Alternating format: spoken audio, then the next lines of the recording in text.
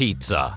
It's the #1 food on the planet. I'm having a relationship with my pizza. Yeah, okay, maybe not literally, but we can all agree that it's in every human being's top 5, right?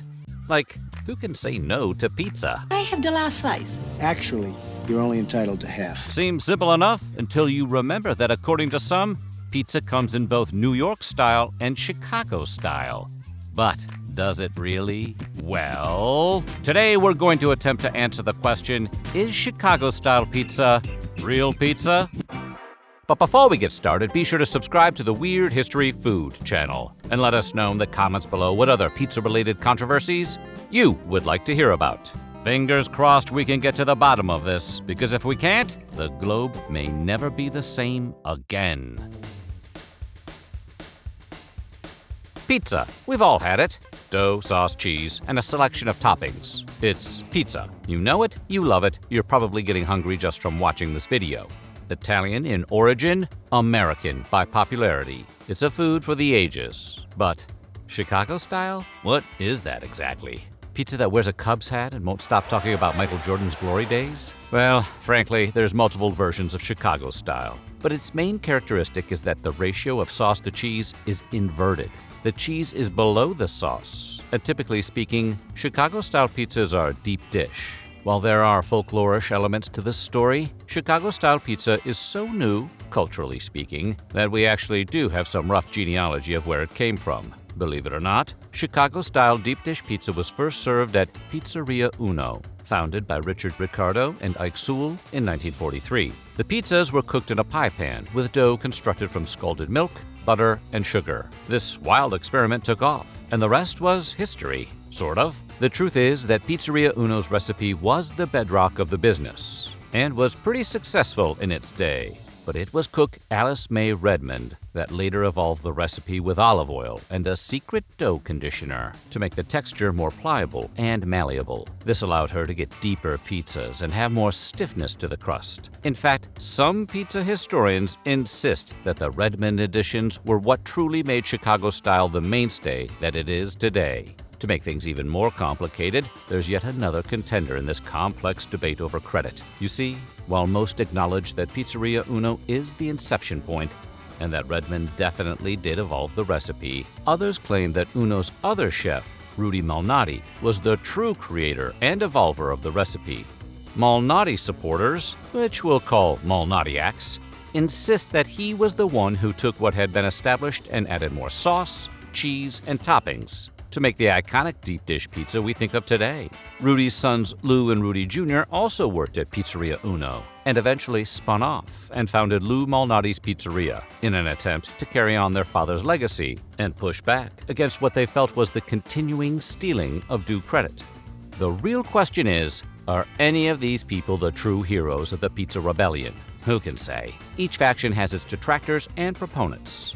What can be said for sure is that the jury is still out on if Chicago-style pizza is pizza at all. I don't understand you people. I mean, all these picky little points you keep bringing up, they don't mean nothing. By the time the 70s were rolling around, the idea of the Chicago-style pizza was finally starting to really catch on. In fact, there were 2 chains that popped up selling Chicago-style.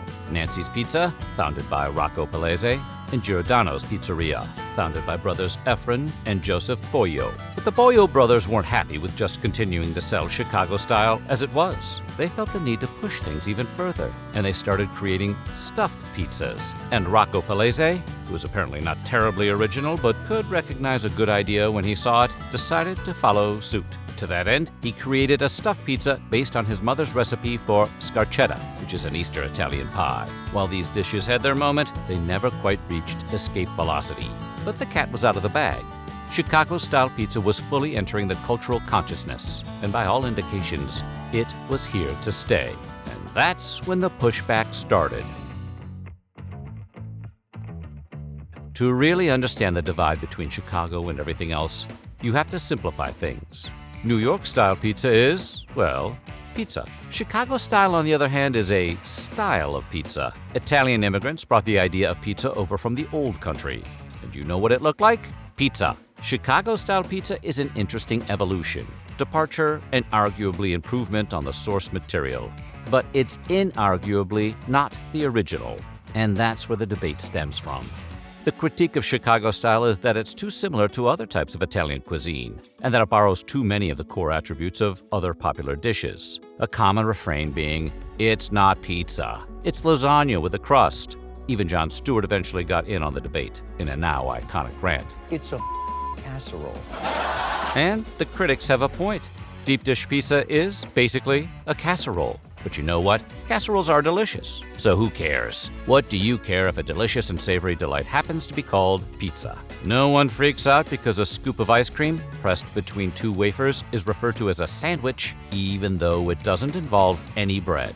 So why is the pizza thing such a big deal? Well, the answer is that pizza is taken very seriously in the United States. Americans value it. Plain and simple. Like it or not, it's one of the culinary lifebloods of the nation. People, in fact, care so much about the whole "is Chicago pizza really pizza" thing that a Thrillist article was written about this exact topic, attempting to get to the bottom of the case once and for all. Simply put, they took the issue to court. Not literally, but they hired a lawyer named Nicolette Ward and quizzed her on the legal qualifications of what is and isn't pizza. And here's what the article had to say about her interpretation of what pizza is. Ward notes that legally, the minimum threshold of pizza is crust, tomato, salt, and oil. And the maximum is that, but with one kind of cheese and some garlic. So, wait, toppings aren't included in the maximum definition? Really? Does that sound right? No, it definitely does not sound right. But she is a lawyer, so apparently you have to listen to her. I graduated top of my class at Yale. And that means that the people who think Chicago-style pizza is pizza are technically correct, which, as Futurama taught us, is the best kind of correct. You are technically correct. The best kind of correct.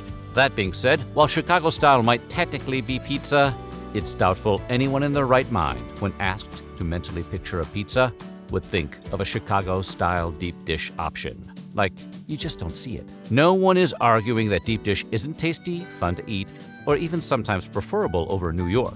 Sometimes the mood strikes you and you just want a Chicago-style pizza. But be real. New York pizza is pizza, while Chicago pizza is like pizza. Nonetheless, the argument that Nicolette Ward puts forward is sound and can't really be denied. Crust, sauce, tomato, and oil. Chicago-style pizza is definitionally real pizza. Well, case closed. It's settled. Great job, everybody.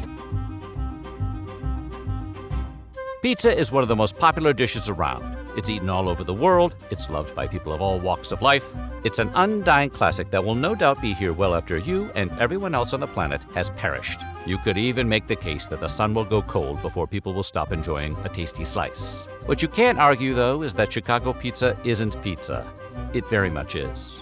Sure, it might not be the type of pizza you like, or the kind of pizza you think of when asked about your favorite late-night snack, but empirically, it is pizza. As pizza as New York style is to the original Sicilian style that made its way over from Italy. And that's the beauty of cuisine. It's always evolving, and it's always changing to reflect the people that serve and eat it. And what Chicago-style pizza tells us about the American experience is, well, who knows? But the fact that people are still debating if it is or isn't pizza close to 100 years after its inception proves that it has longevity and durability. Those two qualities alone are reflective of the people who created it, and that's something to be deeply proud of. Pizza extends to the upper echelons of global culture, but its roots are in the immigrant, the downtrodden, and the less fortunate. And that's what's inspiring about it. Sure, carbs and sauce and cheese are delicious, but it's also pizza's humble origins that earn it the respect and love from people from all walks of life.